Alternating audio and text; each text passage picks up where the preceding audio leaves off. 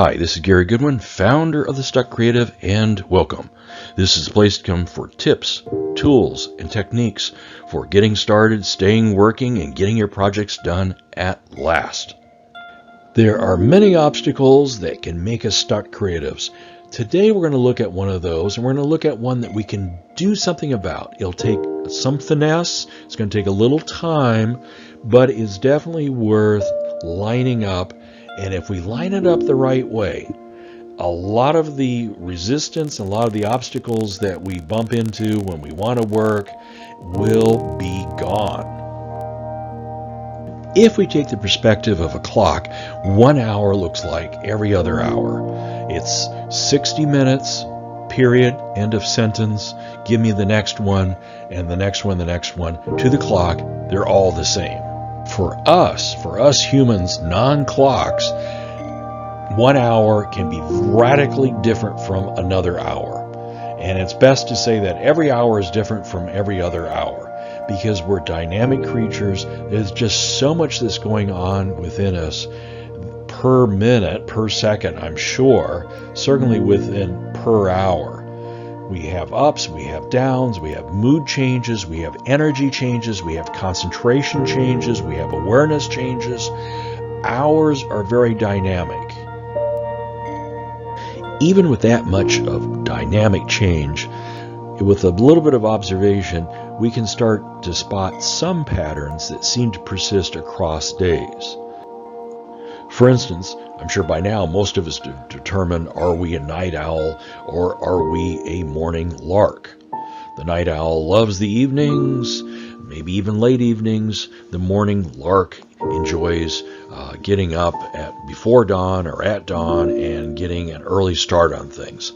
These are preferred times not just because at a visceral level we feel better during those times, but there are times that we tend to stack up our lives. We organize our lives around those preferences as best as we can and pick certain things that are going to happen at certain times if we can, and other things to happen at other times.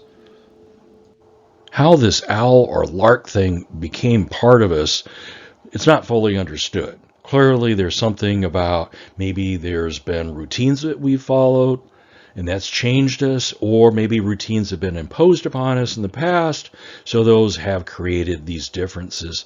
Or a lot of it comes down to the emerging science of chronobiology, that there are enough changes in the body and in the brain, which is part of the body, that there are differences around the clock and beyond the clock. But clearly there are these pockets of time that are special, that are unique, especially if we want to do something creative, especially if we want to have heightened productivity. These are power times, powerful gaps or periods of our lives that we can do special things. And we should seek them out, we should find them, and whenever possible, line up with the special things we want to do, to be worked upon, to happen within these special times. For this discussion, I would like you to look at your use of time, your 24 hours, with fresh eyes. So fresh, I say wipe the slate clean. This is a thought experiment, okay? Wipe the slate clean. We can do this with no damage. We're going to say you got the 24 hours totally open. You still need to sleep. You still need to eat, so that's going to stay on the clock. But everything else is open. So we're going to look for, that lark or night owl or whatever you want to call it. What are the big groupings of time that you would naturally gravitate to do your creative work, your productivity work, your experimentation work? Where would you place those on the clock? And it's probably more than just a single half an hour. Is probably, like a 4-hour chunk here, 4-hour chunk there, multiple chunks of time that that you are in a pretty good place to be able to do quality work that you want to do and have the energy to sustain it and so forth. So look at your clock with fresh eyes. That's the first thing I'm calling for today. But let me go ahead and make this a little bit more systematic look at things and run through the steps, what you need to take an overall view and also fight for your times of power. your special powered work session times. We're going to start off at the top, which is a big look, and this is just listing out what you already know. What are your preferred blocks of time during your 24 hours that you would prefer to work? I would list myself as a morning person. I would say, well, from 6 a.m. until 1 o'clock is open for work. That would be what I would list. I would look later in the day and say, well, in the afternoon things fall apart. That is not my best time. I wake back up again about 6 p.m. and I'm good until 9. That would be my other large block of preferred working time. Depending on what I want to do within those preferred times, it really sets a more a sub time or a precise time within those larger blocks. For instance, I declared, okay, I would like to do work between 6 a.m. and 1 p.m. If it was exercising, do I want to exercise at 6 a.m.? No, I know that. 6:30, no. 7 o'clock, no. 7:30, I tried that a few times recently. It didn't work out. When it didn't work out, I was loaded with resistance against the idea. It just didn't feel right to me to be exercising at 7:30.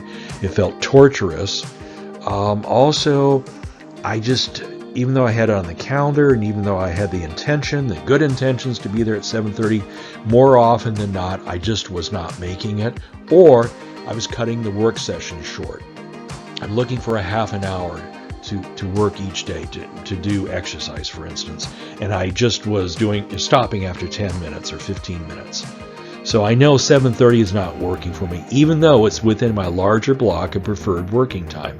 8 o'clock, yeah, as I think it through, it feels a little bit more plausible. 8:30, if I stop and move everything off my calendar, forget that for the moment, 8:30 does seem more likely. So that is an example of finding the realities of finding specific sub-pockets within that larger range of time that you most likely would show up. You'd bring your better working qualities. You'd be prepared if there was preparation necessary, and you would come back more days than not. Now it's time to test one of the times. Take your best shot and see if that is a good fit for you. If it feels right working within that time slot, if you can get to it, if you can stay in your work session, if you don't feel tons of resistance, then you know it's a good fit for you. Now, the trick is going to be if you're already obligated to be doing something else during that time period, you're going to have to just make observations as you best can. Keep your obligations during that time period and just observe and do a thought experiment. If I were doing something else at this time period, how would it feel to me? What sort of energy would be there? What sort of resistance or not would be there? So do the best you can to visualize that you have that time available for doing creative work. Again, it's easy to test if you already have the time available. You just get there and again, look for the telltale signs of a good fit or the signs that it's not quite right for you. The odds are we're going to have to try multiple times within our larger block.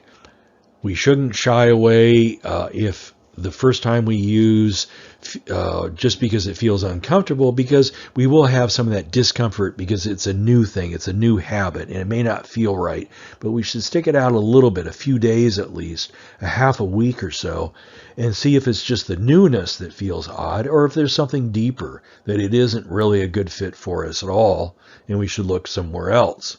Just keep moving. Keep trying times, either in real experience because the time is truly available to you, or just observing yourself at the time on the clock, even if you're doing something else, and test it out in your mind's eye. Would that time, is it a realistic time or not?